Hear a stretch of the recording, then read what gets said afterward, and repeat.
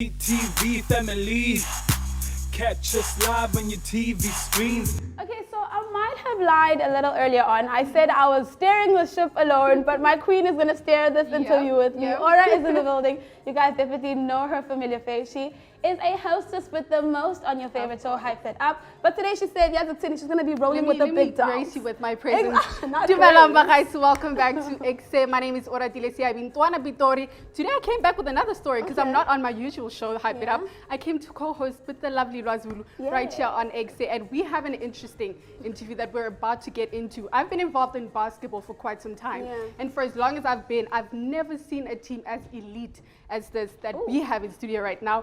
Founded by Mr. Raphael Griffins, he has brought absolute nothing but roars across Cape Town. They go by the name of Cape Town Tigers. How are you guys?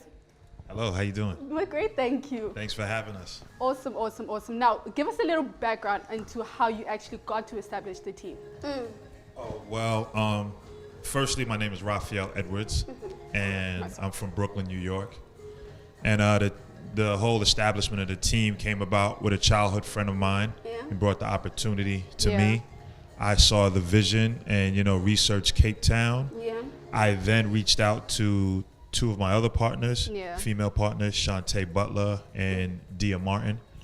And we got together and I sold them on the vision. They saw it with me, and here we are, basically. You make it sound so simple, like here we are, it just magically happened, but I'm sure there's more. How do you pick your team? How did you end up picking your team? Were you just like, okay, come audition, come trial? Or was it like you've been spotting talent, you're like, oh, this person looks like they're good, this person looks like they're good, combined together? Well, we did something like that, but first I felt it was important to recruit the coaches. So that's why I recruited Vince, which I call Mr. Ice, and Coach Relton, Mr. Fire, because they know the talent here. So I first got them. Then they helped send in videos of the national players. And then once I saw the national players and their skill level, I then discussed it with my partners as well on who I thought we should bring in as imports to help propel us and take us to the next level. Love that. Absolutely. Now with Peter right here, he's South African, but I understand you've played quite an extensive way in your basketball career throughout the world, most exceptionally. And how was it that you were approached and you actually agreed to come back to South Africa? What was that thing that was like, you know what, let me give this a shot, come back and represent my own home country? Yeah, I mean, that was very much an interesting opportunity and very exciting for me. Obviously, I'm a South African kid that was born here, but I never really grew up here. And ever since I left, I've never been established here. So for them to give me an opportunity where I can actually come home and be able to play basketball at a high level and provide not only that aspect, but give back to the basketball community here where we can grow something towards the future was, for me, was an incredible chance. And I immediately, jumped on top of the opportunity. They obviously knew who I was just based on my profile, my career. I've been jumping around, through Europe, South America, and, just got out of Champions League.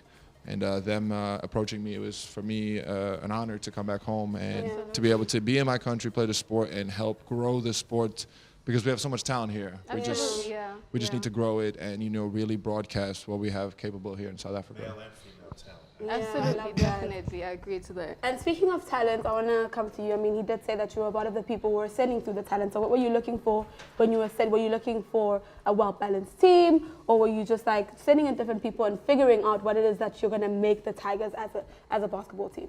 Well, as Coach alluded, it's based through scouting, it's based through understanding at grassroots level as well, I mean, what takes it to be in the higher level, at the elite state that we are. So fortunately, I've played basketball at the highest level as well, having played for South African national team. So it made it a little bit easier to understand what's needed to be like a high-profile player or what it takes to be in this state of basketball, So combined with all the efforts from the management and getting the instructions direct from the management above as well, so it made it quite a bit easier because we refer to them, people either or we've seen them, people in the basketball community, so It was not a challenge to be At all. There's so much talent in South Africa, is what you're saying. I truly believe so. It needs to be nurtured. It needs to be just unearthed from and given the right skills, you know. So that's what we also all about, you know, getting the first-hand experience from, you know, basketball. I mean, US is big. That whether we like it or not. So when we get these guys who are coming with experience from NBA, your Ben Uzo and other guys who are still joining us, even Coach right here, you know, having dealt with pros at that NBA level, it's a great deal for us because I mean, coming and impart that knowledge, coming and share those skills, it means that we are in great hands, and obviously we gotta continue to just see what difference we can make using Cape Town Tigers as a vehicle to reach out everywhere.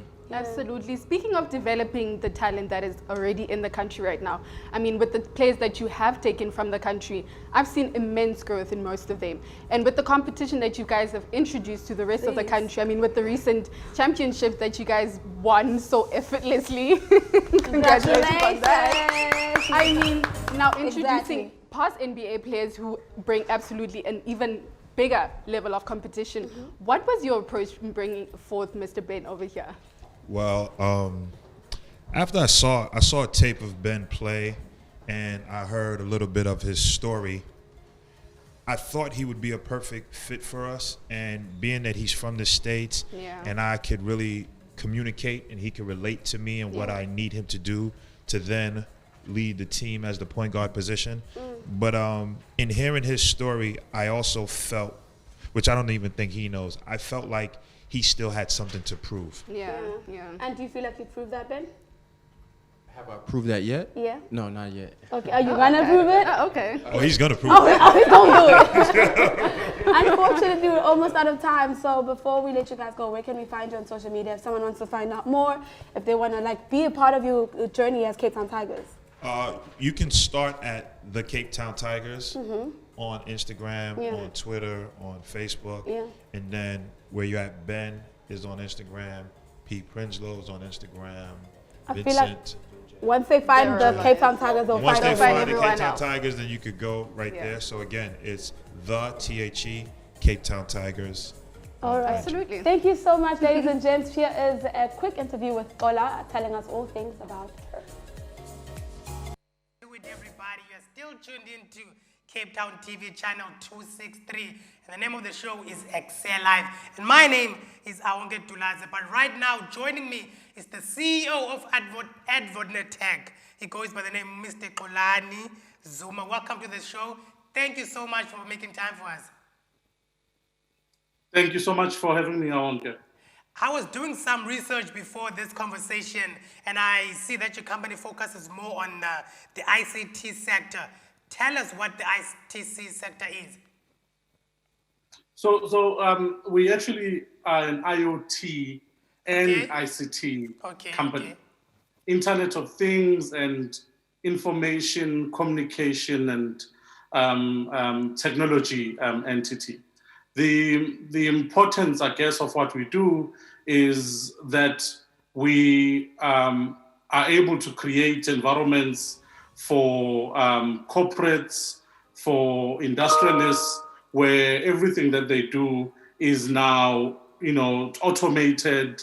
If not that, we are walking down a path of digitization to ensure that we provide environments that are more conducive for people to work, produce, and live.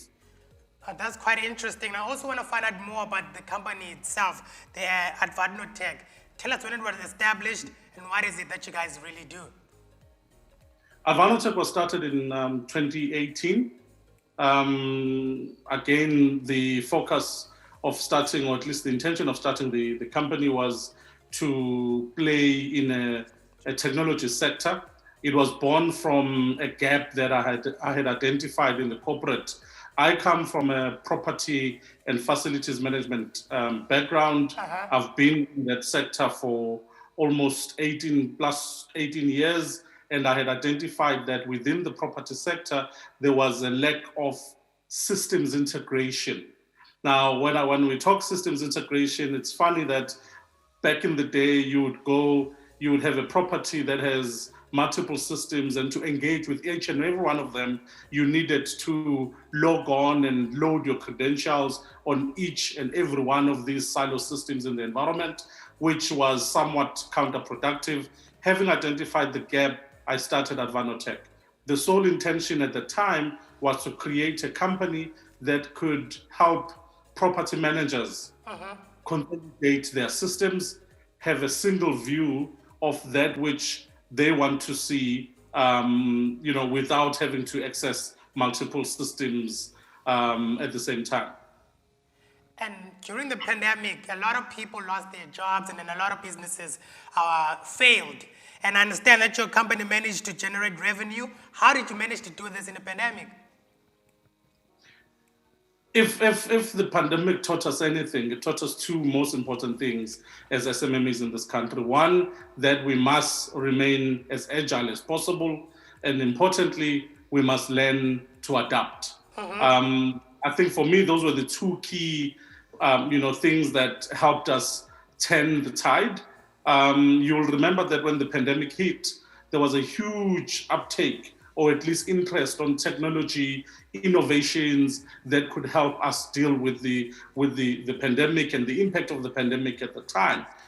So what we did as a company was to then obviously evolve our business to make sure that we focus on solutions and services that sought to deal, using technology, deal with the impact of the pandemic at that time. And that is how we were able to keep the business going, even when other SMMEs were closing down. And I know that one of the things that you're passionate about is job creation.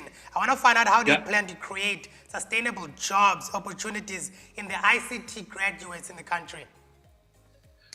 So what we did when we started Advannotech in 2018, one of the key pillars of our existence was to impact the socioeconomic issues or dynamics that face our communities. Yes. And I was very explicit about using Advannotech as a vehicle to then begin becoming the change that I wanted to see in the country. And to do that, I partnered with very strategic partners, very progressive partners that understood the importance of supporting a young business on projects, on long-term relationships, and thereby spinning the opportunities for us to be able to employ young people.